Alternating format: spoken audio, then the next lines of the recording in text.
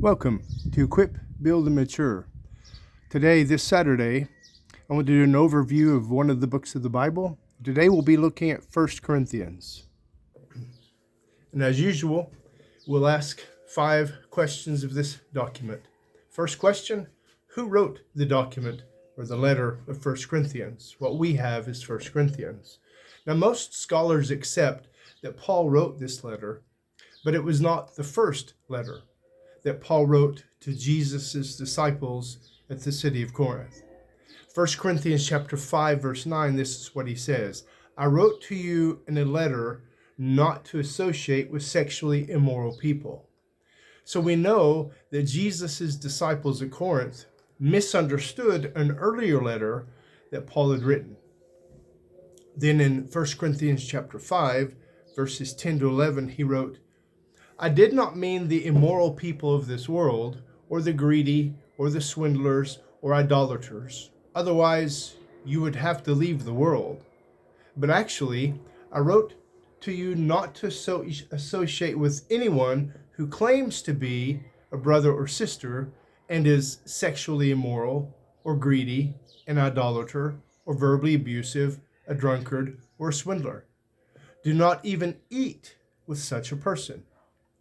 So we do not have the real first letter. What we know of as 1 Corinthians is Paul's second letter to Jesus' disciples at the city of Corinth. This is the first letter to Jesus' covenant disciples at Corinth that God inspired. So 4 years earlier, 4 years before Paul wrote this letter that we know as 1 Corinthians, he had spent 18 months in the city of Corinth. So he was very familiar with the covenant disciples of Jesus' church at Corinth. Those who received this letter understood the letter's significance for their own situation, and they understood the reality and the application for Jesus' church worldwide. In 95 AD, Clement, an elder of Jesus' church in Rome, he wrote a letter to Jesus' church at Corinth, and he reminded them of the authority of Paul's teaching in what we have as 1 Corinthians. Only a few decades after being written, this letter to Jesus' disciples at Corinth was shared outside of the city of Corinth. It was considered authoritative beyond its primary Corinthian context. So what time in history does this take place? Well, Paul, the Apostle Paul, had been in Ephesus for more than 2 years on his third mission journey. And that is when he received a very troubling report of quarreling among Jesus' disciples in the city of Corinth. He received the report from some in Chloe's household. We see this in 1 Corinthians chapter 1, verse 11.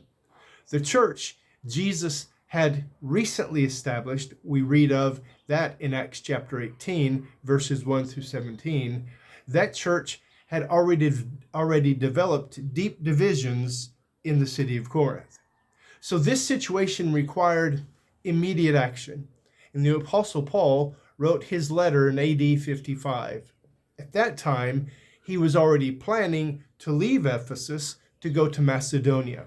We see this in 1 Corinthians chapter 16, verses 5 through 8.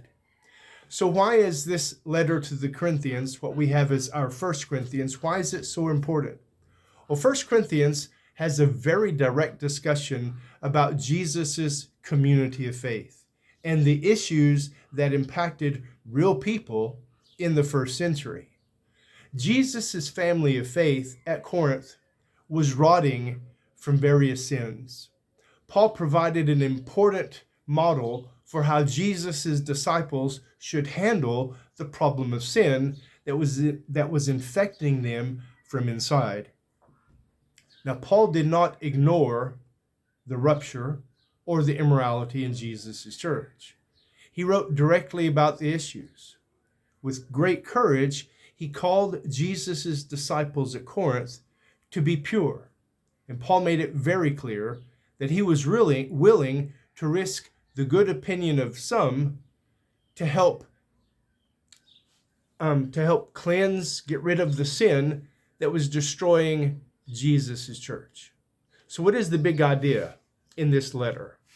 Well, Paul dealt with issues that he learned about from reports, as we already said, that he'd received from Chloe's household and from a letter he had received from the church. We read of this in 1 Corinthians chapter 7, verse 1. In his letter to Jesus' church at Corinth, Paul wrote about many different issues related to both life and doctrine. He wrote about divisions, quarrels, sexual immorality, lawsuits among disciples, marriage, being single, freedom in Jesus, harmony in worship, the significance of the Lord's Supper, the proper use of spiritual gifts, and the resurrection of Jesus, and our resurrection. So the connecting principle of these topics was Paul's emphasis on godly behavior among Jesus' disciples in a local community of faith. The apostle expected Jesus' covenant disciples to live according to the principles of Jesus. He told them in chapter 6, verse 20, "You have been bought with a price. Therefore, glorify God in your body." So how does this apply to us today in the 21st century?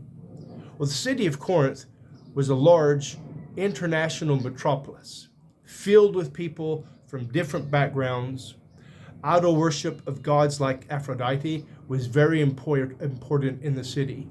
Corinth had so many varieties of temptations beyond the temples. Corinth was like a modern urban area. It had endless opportunities to participate in sinful behavior without any apparent consequences. That culture clearly had a negative influence on Jesus' covenant disciples in that city of Corinth. Paul did not teach Jesus' disciples to retreat from the population, to retreat from the city. This was not Jesus' vision for his church, then or now. Jesus taught us through Paul to faithfully live our commitment to Jesus, surrounded by those who do not believe. Paul expected that Jesus' covenant disciples would reflect Jesus' light into the dark places of this world by the way we worship and by the way we live as a united community that chooses to be accountable to each other. He expected us to settle our problems internally. He expected us to encourage each other, to pursue purity as we pursue God's truth. He expected us to struggle together by holding tightly to the hope of our resurrection that is still to come. Are you taking steps to be part of this type of community of Jesus' covenant disciples? I encourage you to consider that and look to Scripture to see what God, in His authority, shows us His church will look like. Guys, hope you have a great Saturday, and may God continue to bless us as we look to be true to Him in our life and in our doctrine. Take care.